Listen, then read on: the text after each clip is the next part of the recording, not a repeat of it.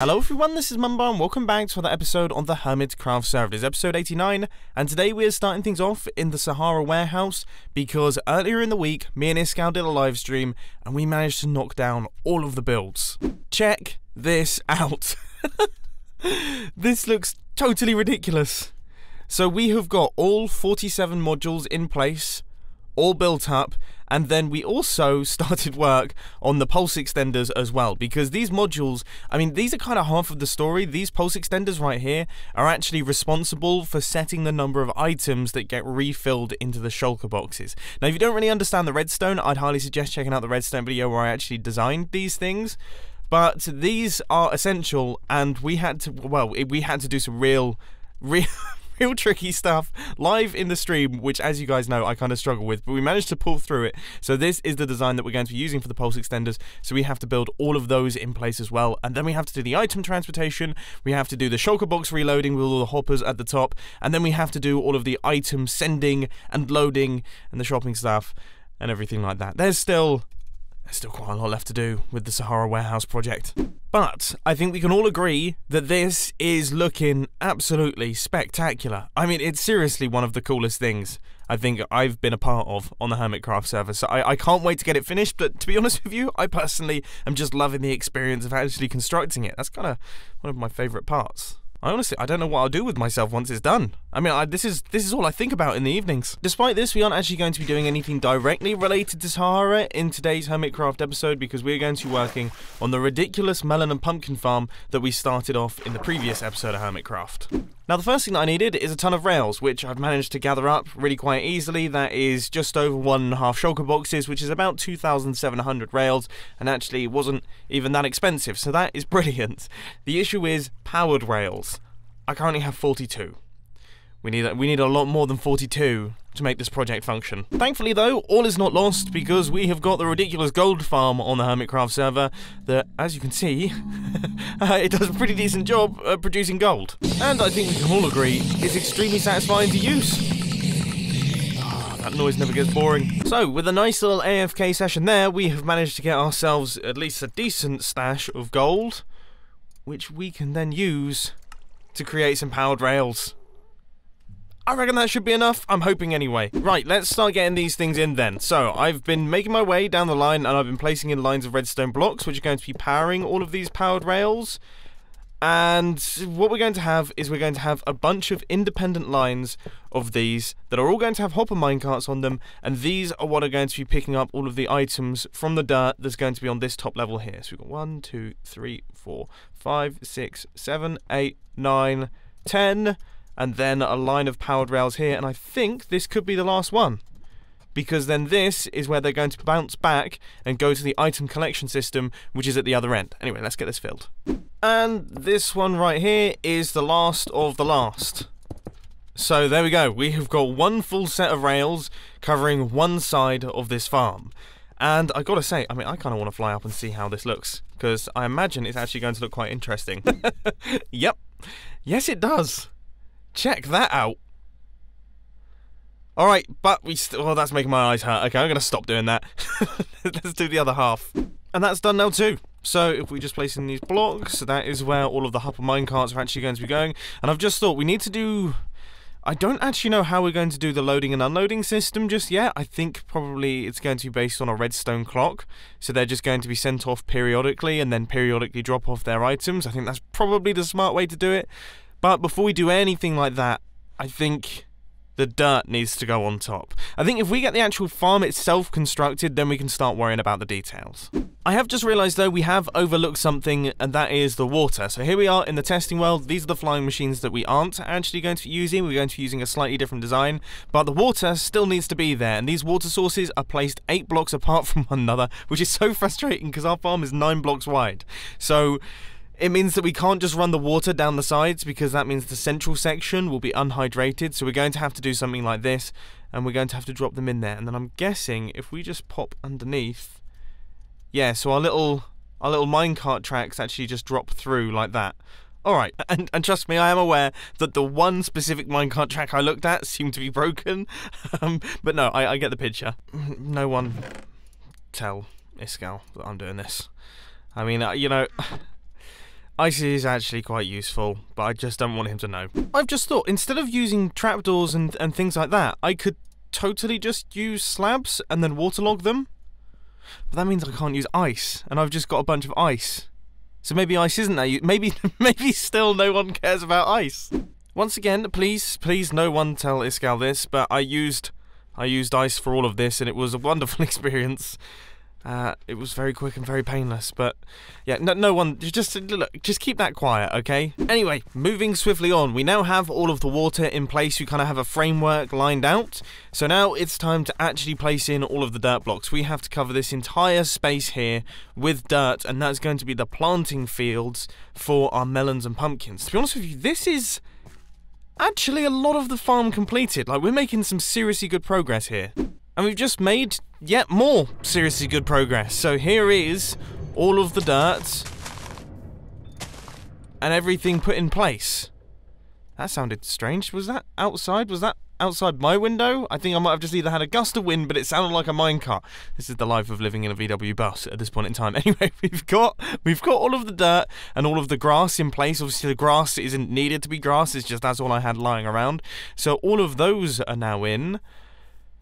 I mean, what really comes next? I guess we could start planting things. I mean, I suppose if I grab myself a hoe, then I could start actually laying out all of the farmland, so we get a rough idea of what to do there. Or do we do the flying machines? Or do we do the item pickup systems?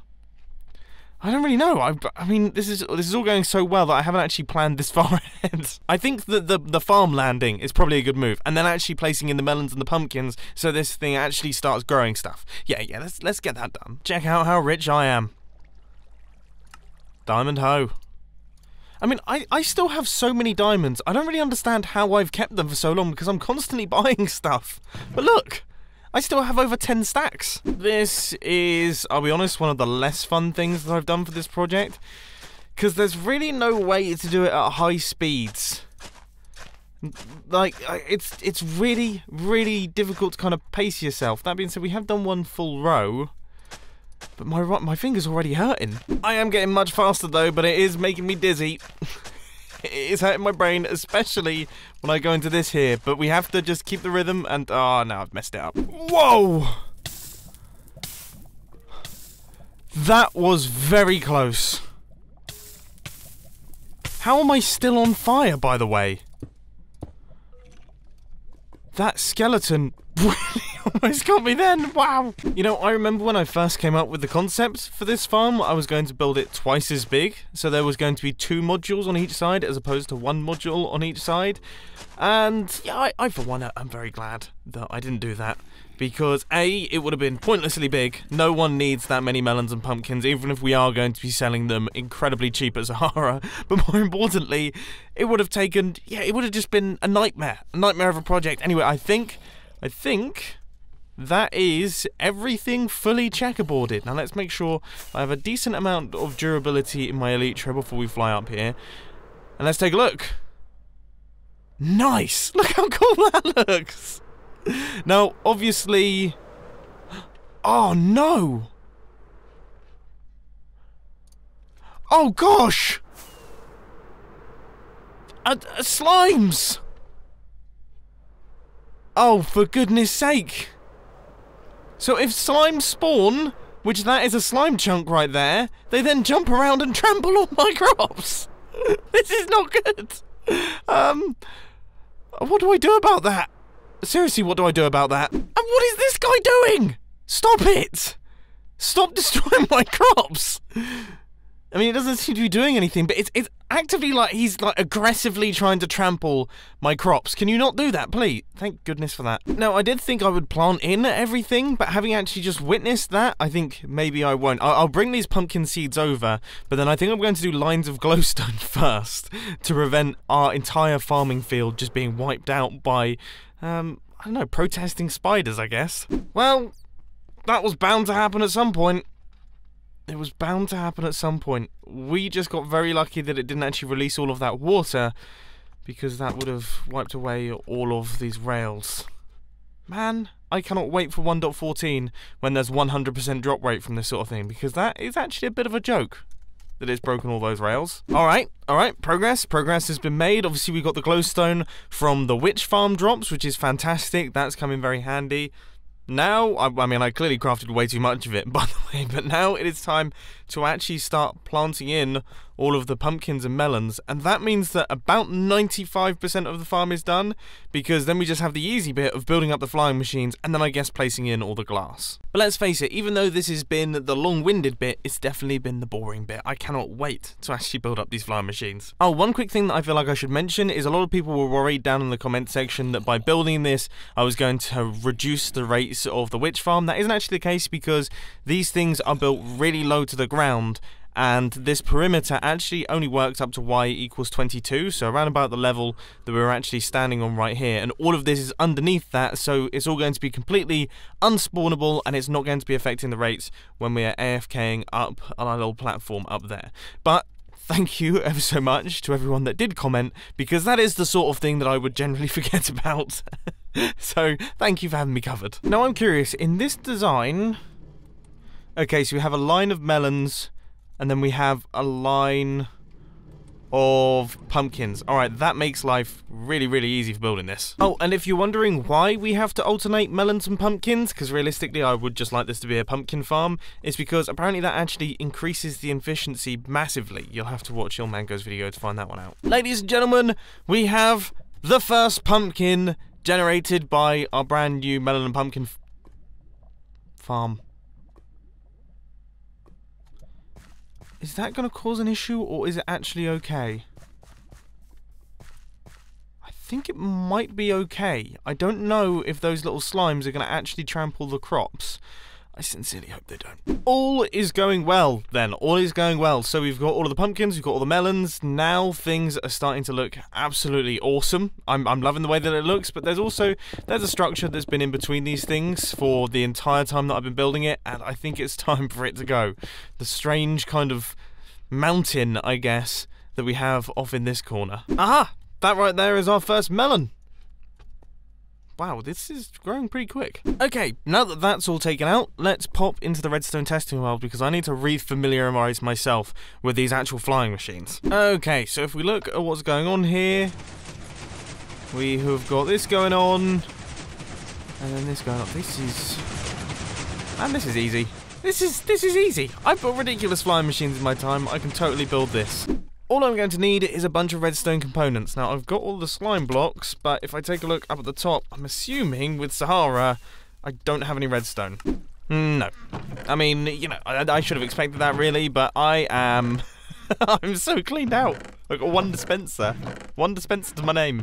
Thankfully, though, I've managed to craft up a bunch of stuff. Flying machines actually don't require that many crazy components. It's just kind of slime blocks and redstone blocks and observers and things. So now I'm in the process of actually constructing this thing, and it's coming together quite nicely. I mean, those are the pickup systems. There we have the actual flying machine itself. Yeah, that's in that mix right there. And now we just need to build the second half. It's actually done quite impressively. And this is it. I mean, this is it. All fully constructed, looking great. And do you know what's even better? We also have another one. So we have got both of the flying machines all fully in place, all with all of their launch systems and everything like that. That's what all of these repeaters and everything like that are. That's so that they go back and forth and it's all working properly. So both of these are now in place, and both of them are ready to be sent off to actually harvest. Well, it would only be this central line here, but they are ready to be sent off. However, they would never return, which isn't the best. So we need to do the little stations that come in at the ends here, and they are, I mean, they're quite easy. I'm positively surprised by this project. I really, really am. I mean, it's a lot of grind work and it's a lot of repetitive block placing, but look at the size of it. I mean, it's so worth it. I'm a bit heartbroken, but this row has to go.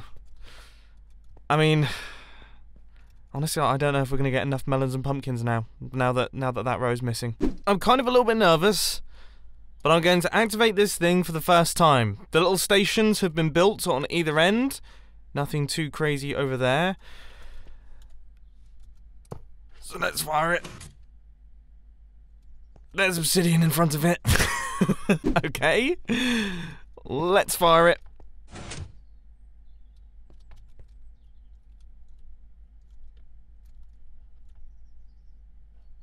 Oh, I've forgotten a piston. Okay, let's fire it.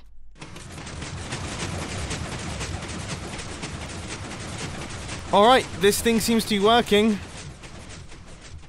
This thing seems to be working. Now, as I say, we don't have any of the glass coverings above the melons and pumpkins right now, so that means that they aren't getting broken. But the actual system itself is now working. We have got ourselves... I mean, there is the little harvester, look, and you can see the one in the middle, that is actually breaking melons and pumpkins. So if we take a look down here, we should be seeing... There should at least be a few, and yep, there are. So look, you can see we've got a pumpkin there. I mean, it's not harvesting a crazy amount, but it is doing the job. And then hopefully when it gets to the end, we should see it will flip around and then start coming back. That's what I'm nervous about. It's really difficult to judge perspective right now. It feels like it should be there, but by the looks of things, it definitely isn't. Has it hit the end and is it coming back? That looks like it's coming back to me. Awesome! Okay, so this thing is functioning. We've actually got ourselves a fully built system. This is a melon and pumpkin farm. But it is a melon and pumpkin farm that is going to spill out all of its melons and pumpkins onto the floor. So I guess we probably should wrap it up with a little bit of glass going around the outside. And then I think as far as the actual glass that goes on top of these things, I'm actually going to wait for a little while. Oh, okay. So is this grown in all the possible... Ah. No, clearly not. Clearly I was wrong because I thought... So that... But that's never going to grow. Yeah, so that's never going to grow anywhere. Okay.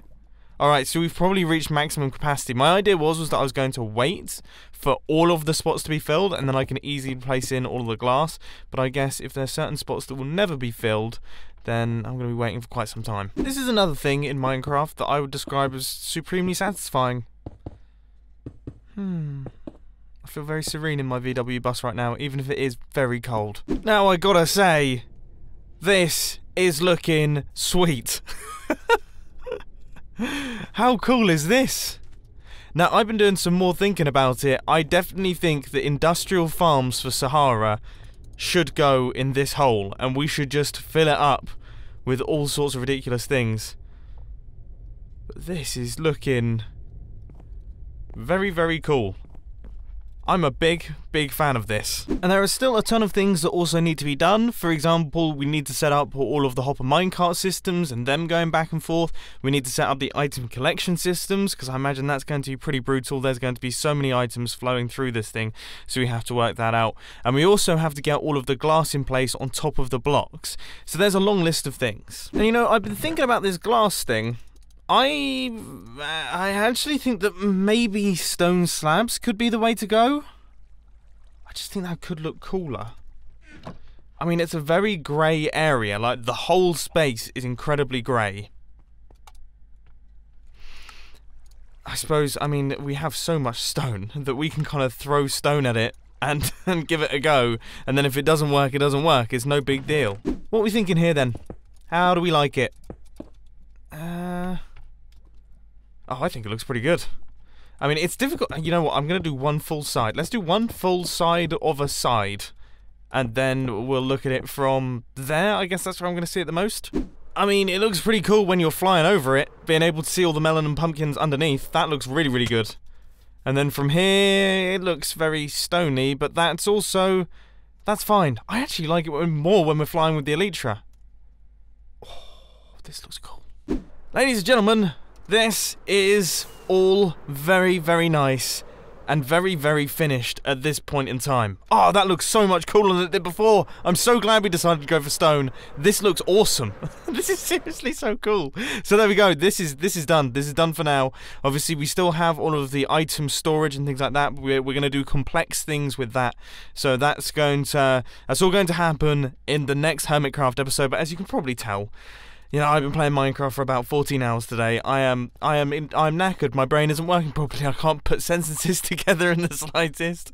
So I hope that you enjoyed. If you did, please hit that like button. And if you really loved it, then make sure to subscribe. But thanks for watching, guys. This has been Mumbo, and I'm out. I'll see you later.